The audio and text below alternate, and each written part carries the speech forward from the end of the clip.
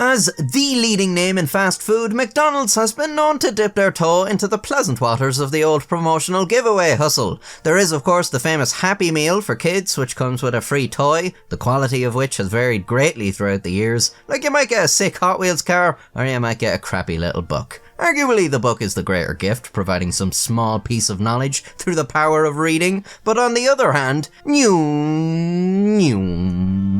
Then there's the bigger promotions. I'm sure you're well aware of these too, like you probably have some glasses in your house that originated from McDonald's. Then of course there's the recent promotions they've been doing with Monopoly, which have proven hugely popular. You'd think Ronald would be content with being the largest fast food provider in the entire world, but like any corporate entity, he has to have more. So they do these promotional giveaways to get people into the stores as if there's a single person out there who hasn't been to McDonald's. Unfortunately for Ronald, not all of these promotions has gone as planned. The 1984 Summer Olympics was held in Los Angeles, California, USA. Now, I've done a little reading myself and my memory is hazy, but I seem to recall that 1984 was a very not good year for humanity, what with the boots stomping on human faces forever and whatnot. And it certainly wasn't a good year for McDonald's, who inexplicably don't even get a mention in that book. You see, McDonald's had purchased a major sponsorship for the 1984 Los Angeles Olympics, in addition to sponsoring several competing teams, all from the US, of course.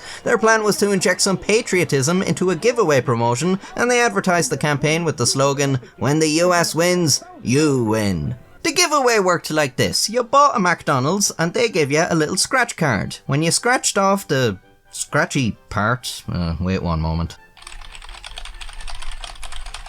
When you scratched off the thin layer of opaque latex or acrylic, which at the time would have been covered in an environmentally unsafe solvent-based coating, which was not remedied until the late 80s when adhesive specialist Jerome Greenfield invented a water-based coating, which is safe for the environment and still used today, it would reveal an Olympic event. If the US went on to win that event, you got a prize. If they won a bronze medal at the event, you got a Coke, a silver medal got you some fries, and a gold medal got you a Big Mac. It wasn't the first time McDonald's had done something like this, having tried a similar thing with the 1976 Olympics, albeit at a much smaller scale. But this year, they went all in on the advertising and the sponsorships. They had analysed how the 1976 giveaway performed in their cost analysis, noting that the US won 94 medals that year, 34 of them being gold. They could estimate the costs for the 1984 promotion based on the 1976 promotion, but they failed to consider one thing: the 1980 Olympics. You see, McDonald's didn't run this promotion in 1980, and they didn't make note of how many medals the US won for this year either.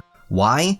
Because the US didn't win any medals in the 1980 Summer Olympics. In fact, they didn't even compete. Why? Because the 1980 Summer Olympics were held in Moscow, Russia, and the US decided to boycott it in protest of the Soviet Invasion of Afghanistan. Now, time has since shown us that the US is the last nation you'd want to hear lecturing you on invading Afghanistan, but even in 1980, the Soviet Union thought this was a bit rich coming from them, and they were quite annoyed the US boycotted the Summer Olympics in Russia. So, for the 1984 Summer Olympics in the US, the Soviet Union and 13 Eastern Bloc countries held a retaliatory boycott. Libya and Iran also boycotted it, but this was more in relation to other grievances they had with the US at the time. The US probably could have predicted this. I mean, it seems a bit short-sighted to make a big statement at somebody else's Olympics and not expect anything to happen when you host the very next one. If I was doing a trust fall exercise with someone and loudly laughed in their face after letting them plummet to the floor, I wouldn't exactly have high hopes for my own turn immediately after. McDonald's apparently had not predicted this, as the amount of free food they'd have to give away was directly tied to how well the US performed, and now many Olympic powerhouses were absent from the competition. It's kind of a strange promotion when you think about it, because they're playing up the patriotism angle when we know rationally that from a business perspective, they want the US to perform as badly as possible. Unfortunately for McDonald's though, the US did not perform poorly, as without the participation of some of the world's strongest Olympic teams, the US absolutely dominated the 1984 Summer Olympics, winning 174 medals compared to 1976's 94 medals. 83 of these medals were gold compared to just 34 in 1976. This was a disaster for McDonald's. Reportedly, over 6,000 outlets experienced shortages as customers claimed their free food. Burgers were apparently the hardest thing to come by, as all the gold medal Big Macs meant the outlets were running out of burger buns. This promotion would have worked a lot better for them here in Ireland, as we won 1 silver medal and... oh, that was all actually.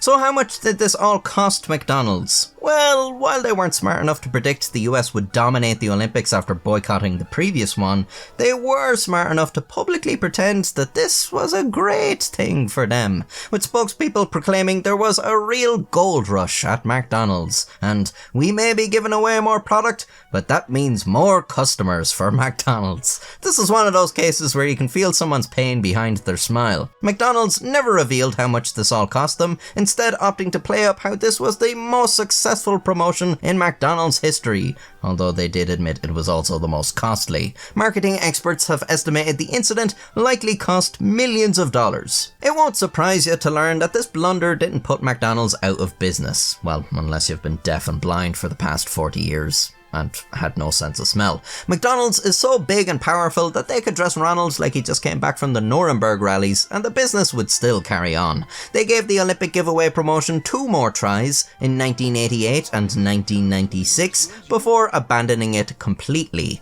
McDonald's continued its partnership with the Olympic Games all the way up until 2017 before abandoning it completely. I suppose it's always been kind of a strange partnership. I mean, here's McDonald's, a multinational corporation serving 69 million customers a day in over 100 countries all across the globe. And then every Olympics they're promoting competition between these countries. Like if you walk into McDonald's in Russia and they're like, hey, let's celebrate the Olympics, isn't it great? And you're like, well, I know in the US you guys are doing promotions that hinge on the US beating my country, so this seems like a bit of a two-faced conflict of interest. And let's not even get into the conflict of interest between performing at the level of an Olympic athlete and eating McDonald's. In that regard, they'd probably be more at home sponsoring darts tournaments. Could even bring back the McDonald's ashtrays. Anyways, if you liked this video, I have many others for you to enjoy, including ones about other poorly thought out promotions that went awry. If you'd like to see more from me in the future, then click the subscribe button. You can also follow me on Facebook,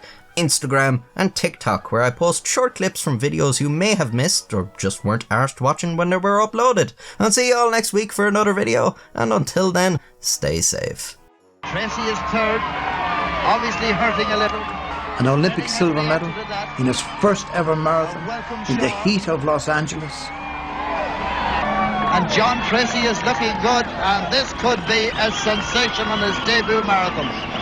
Anyway, coming towards the stadium, I think there were 4 or 5 of them in contention, but when they finally got to the gates of the Coliseum, there were 3. It's Lopez, it's Tracy, it's Spedding. It's the Olympic Marathon of 1984. And I knew at that moment he was going to get a medal. I just knew it. Unless he collapsed.